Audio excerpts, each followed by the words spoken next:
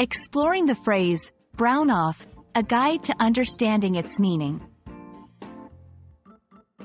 Hello, everyone. Welcome back to our English language learning channel. Today, we have a really interesting topic to discuss. The phrase, brown off.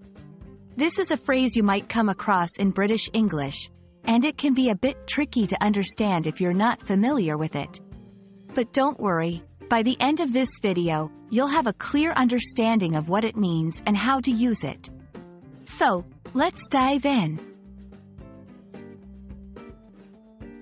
The phrase, brown off, is a slang expression used primarily in British English. When someone says they are browned off, they are expressing that they are fed up, annoyed, or frustrated with a situation or person. It's important to note that this phrase conveys a strong sense of irritation and is usually used in informal settings.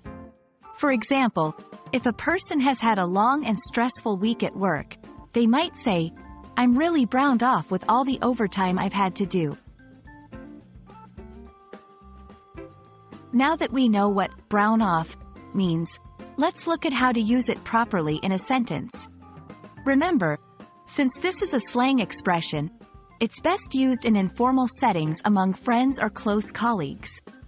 It might not be appropriate in formal or professional situations. Example 1. The constant noise from the construction site next door has really browned me off. In this sentence, the speaker is expressing their frustration caused by the continuous noise.